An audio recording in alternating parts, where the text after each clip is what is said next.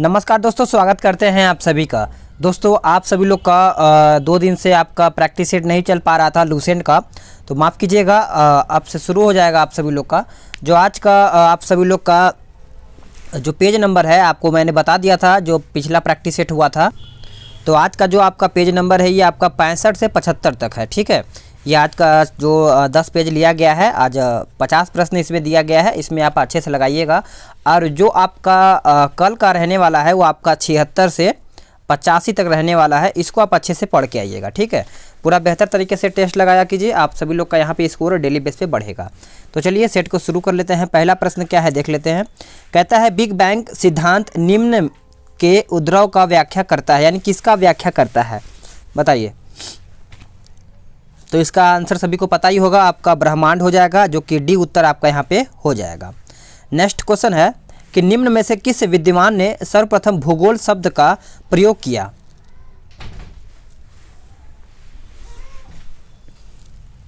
तो आंसर आपका हो जाएगा ऑप्शन बी इरेटोस्थनीज हो जाएगा, जो कि बी उत्तर आपका यहाँ पे हो जाएगा। स्कोर आप सभी लोग कमेंट करके बता सकते हैं कि कौन किसका कितना स्कोर आया है। यह है कि आधुनिक भूगोल के जनक किस भूगोलवेत्ता को माना जाता है, बताइएगा। तो इसका आंसर क्या हो जाएगा, इसका आंसर आप सभी लोग सही करके बताइएगा। तो इस तरीके से देखा जाए तो आपका आंसर यहाँ पे अलेक्जेंडर वान हम्बोल्ट हो जाएगा, ठीक है। तो इस तरीके से आंसर आपका हो जाएगा। अगला है कि संभववाद सिद्धांत का प्रतिपादन किसने किया था।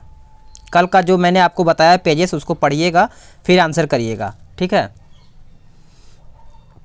संभववाद सिद्धांत का प्रतिपादन किसने किया था।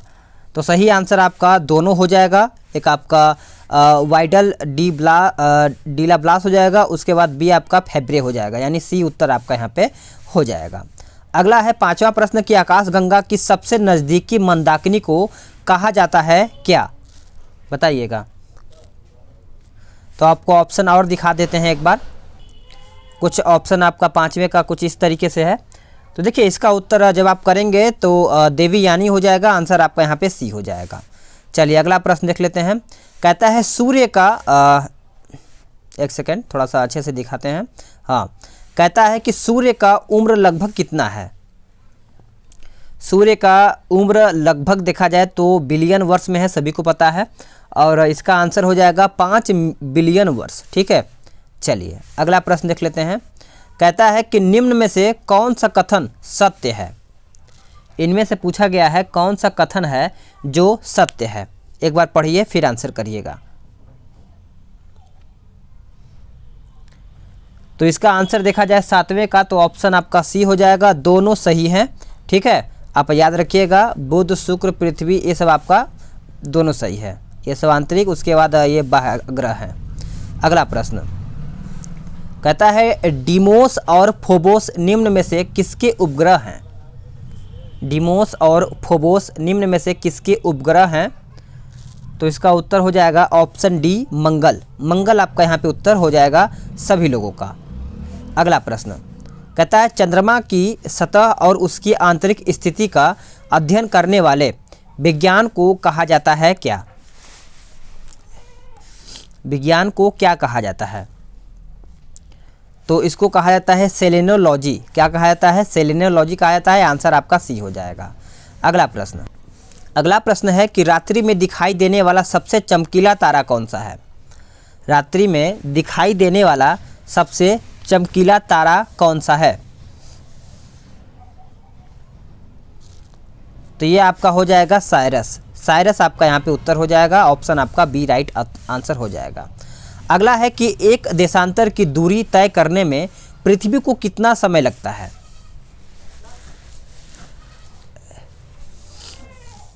कितना समय लगता है, तो देखा जाए तो 4 मिनट का समय ले लेता है, ऑप्शन आपका बी हो जाएगा। अगर मिनट में पूछा जाए तो आप काउंट कर लीजिएगा, ठीक है। किसी स्थान का मानक समय निर्धारित करने का आधार होता है।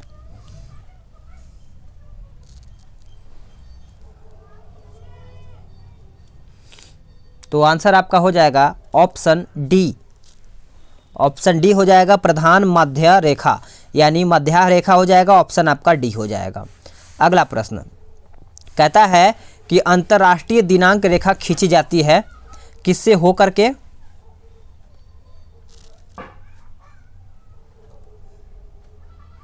तो ये होकर के खींची जाती है आपका प्रशांत महासागर से होकर के। आंसर आपका सी हो जाएगा।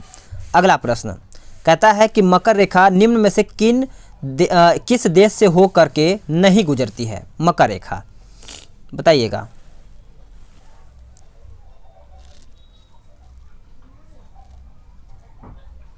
तो सही आंसर आपका हो जाएगा ऑप्शन सी, भारत। अगला प्रश्न देख लेते हैं। कहता है कि निम्न में से कौन सा कथन गलत है? आगे देख लेते हैं क्या कहता है। चलिए, इसमें पूछा गया है कि कौन सा आपका इसमें ऑप्शन जो है गलत है, बताइएगा। इसके देख लीजिए, फिर बताइएगा इसका ऑप्शन आपका कौन सा गलत है। पढ़ लीजिए फिर आंसर करिए। तो इस तरीके से इसका आंसर देखा जाए तो आपका 15 नंबर का ऑप्शन बी हो जाएगा, केवल 3 हो जाएगा। पर्वतीय वन, इसमें वृक्ष और झाड़ियों का यानी मिश्रण होता है, ये आपका ऑप्शन जो है गलत है। चलिए आगे देख लेते हैं। कहता है कि विश्व की सबसे ऊंची ज्वालामुखी पर्वत निम्न में से कौन है?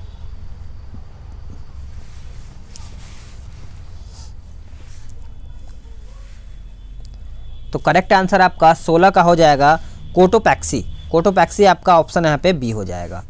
नेक्स्ट क्वेश्चन कहता है निम्न में से किस स्केल पर भूकंप की तीव्रता मापी जाती है?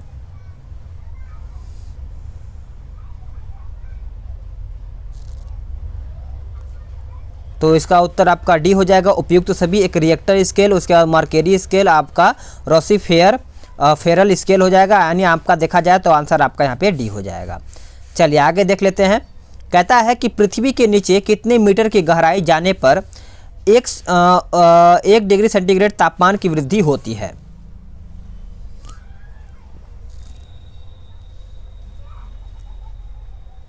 तो आंसर आपका हो जाएगा ऑप्शन सी, 32।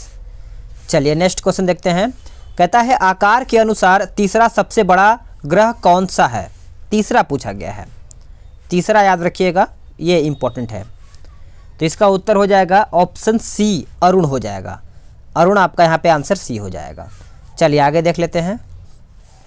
अगला प्रश्न है कि निम्न कथनों पर विचार करके बताइए। इसमें से देखना है, फिर आंसर करके बताना है कि कौन सा कथन है जो सही है या फिर आपके हिसाब से गलत है। ठीक है, इसमें बोला गया है ना कि सत्य या फिर असत्य। यहाँ पे पूछा गया है कि निम्न कथन में से कौन सा कथन असत्य है। ठीक है, इसमें से गलत पूछा गया है। तो इसका उत्तर जब आप करेंगे तो इसका उत्तर केवल बी हो जाएगा, ग्रीनविच यामोत्तर 180 डिग्री देशांतर पर है, यही आपका ऑप्शन गलत है। चलिए आगे देख लेते हैं।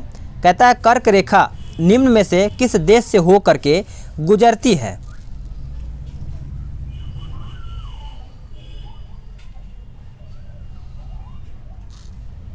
तो आंसर आपका उपयुक्त तो सभी भारत, बांग्लादेश, चीन हो जाएगा।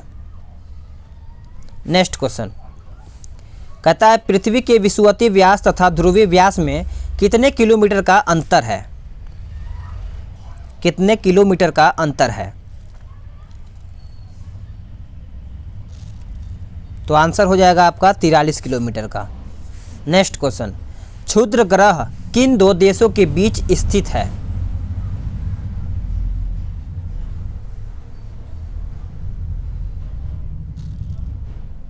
तो आंसर आपका सी हो जाएगा, मंगल एवं बृहस्पति हो जाएगा। करेक्ट आंसर आपका यहाँ पे सी हो जाएगा, सभी लोग नोट कर लीजिएगा।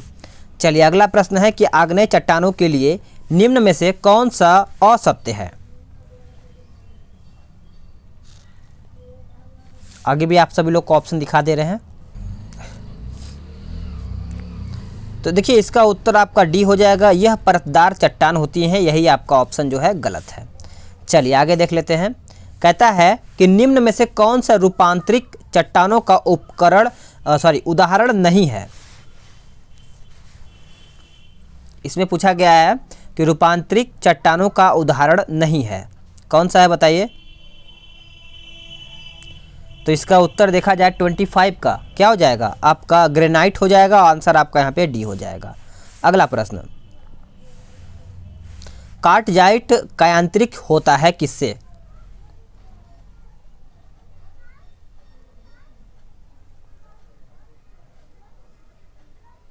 किससे होता है?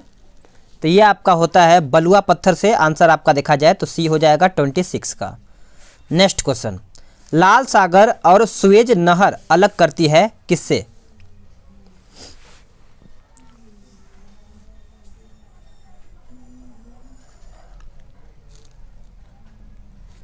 तो आपका एशिया को अफ्रीका से अलग करती है, ये आपका यहाँ पे उत्तर हो जाएगा 27 का। ठीक है, चलिए आगे देख लेते हैं। अगला प्रश्न है कि पृथ्वी के केंद्रीय भाग का निर्माण हुआ है।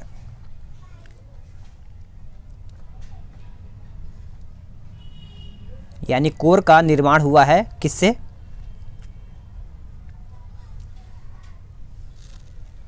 तो आंसर आपका हो जाएगा निकेल और आयरन हो जाएगा। आंसर आपका, एक सेकेंड, 28 है ना? हाँ सही है, निकेल और आयरन आपका यहाँ पे बी उत्तर हो जाएगा। चलिए अगला प्रश्न है कि एशिया में क्षेत्रफल की दृष्टि से सबसे बड़ा एवं सबसे छोटा देश क्रमशः कौन सा है?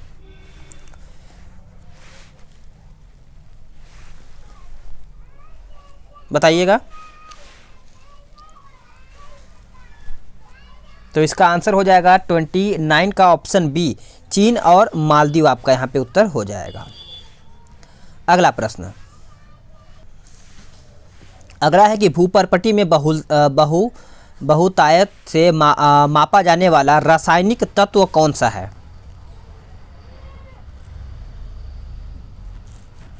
तो इसका आंसर आपका ऑक्सीजन हो जाएगा। आंसर आपका यहाँ पे सी हो जाएगा। नेक्स्ट क्वेश्चन, निम्न में से कौन महाद्वीप क्षेत्रफल के अनुसार सबसे बड़ा है?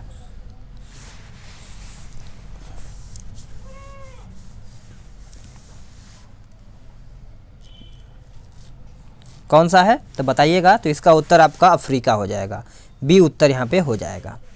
नेक्स्ट क्वेश्चन, ज्वालामुखी से सबसे अधिक कौन सी गैस निकलती है?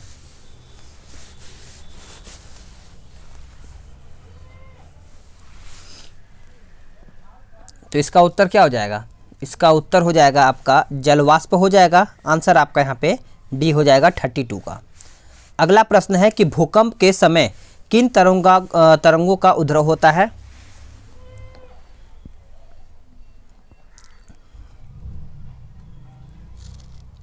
तो सही आंसर आपका हो जाएगा PSL, याद रखिएगा। आंसर आपका सी हो जाएगा। दो अक्षांशों यानी अक्षांश रेखाओं के मध्य की दूरी होती है कितने किलोमीटर का?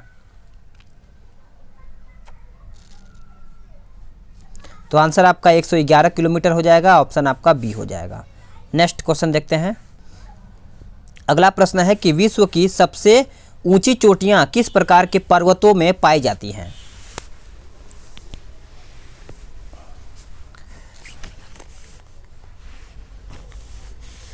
तो इसका उत्तर क्या हो जाएगा? 35 का देखा जाए तो आपका उत्तर हो जाएगा नवीन मोड़दार पर्वत हो जाएगा। ऑप्शन आपका यहाँ पे बी हो जाएगा 35 का। चलिए अगला देख लेते हैं कि रियाल के मुख्य संगठक हैं, सॉरी माफ़ कीजिएगा, सियाल लिखा हुआ है, ठीक है, सियाल के मुख्य संगठक हैं।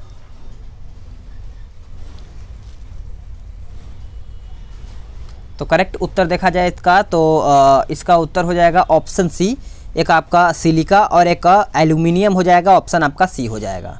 नेक्स्ट क्वेश्चन कहता है कि अरुण के बारे में कौन सा कथन गलत है? एक बार पढ़ लीजिए फिर आंसर करिएगा।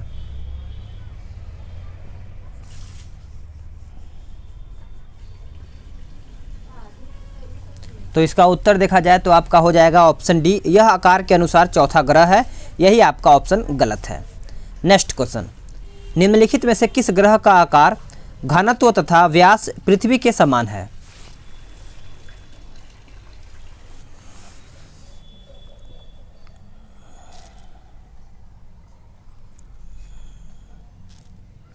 तो आंसर आपका शुक्र हो जाएगा। आंसर सी हो जाएगा। नेक्स्ट क्वेश्चन, निम्न में से कहता है कि निम्न में से सबसे कम घनत्व वाला ग्रह कौन सा है?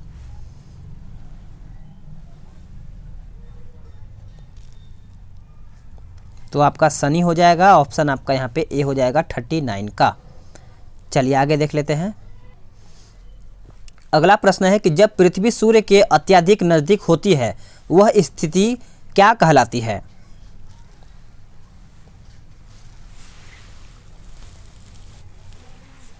तो वह स्थिति देखा जाए तो आपका अपसर कहलाती है, उपसौर।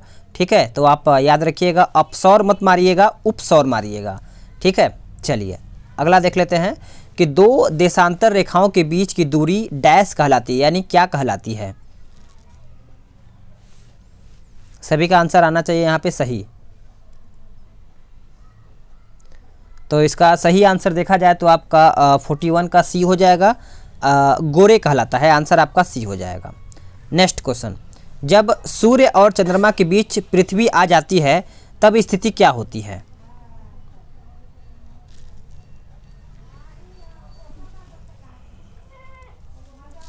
तब स्थिति देखा जाए तो चंद्र ग्रहण हो जाता है। आंसर आपका यहाँ पे बी हो जाएगा।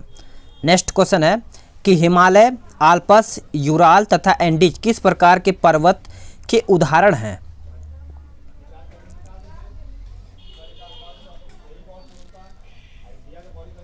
तो सही आंसर आपका सी हो जाएगा, वलित पर्वत हो जाएगा। आंसर आपका यहाँ पे सी हो जाएगा। अगला प्रश्न है कि हवा द्वारा उड़ाकर लाई गई मिट्टी एवं बालू के कणों से निर्मित होती हैं कौन सा मैदान।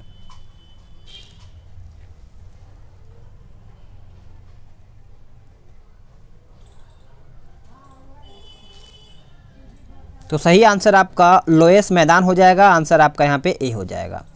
नेक्स्ट क्वेश्चन देखते हैं, कहता है सूर्य के प्रकाश को पृथ्वी पर पहुंचने में कितना समय लगता है।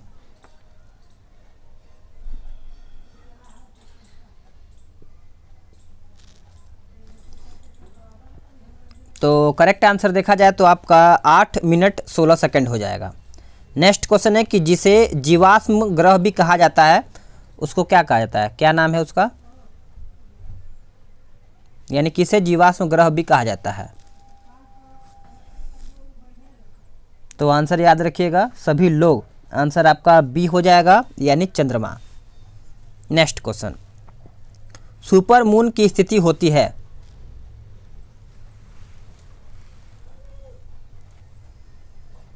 तो जब चंद्रमा पृथ्वी के सबसे नज़दीक हो तब ये होता है स्थिति। अगला है कि यम को ग्रह परिवार से निकालने के बाद IAU ने इसका नया नाम क्या रखा है। तो इसका नया नाम रखा गया है आपका ऑप्शन डी। ठीक है, चलिए आगे देखते हैं। आगे का प्रश्न कहता है कि निम्न में से किस दिन उत्तरी गोलार्ध में सबसे बड़ा दिन होता है। तो सबसे बड़ा दिन देखा जाए तो आपका उत्तरी गोलार्ध में पूछा गया है। तो करेक्ट आंसर आपका 21 जून हो जाएगा। ठीक है, आंसर आपका यहाँ पे ए हो जाएगा। चलिए आगे देख लेते हैं। अगला है कि बुध का अपनी अक्ष पर परिभ्रमण काल कितने दिनों का है।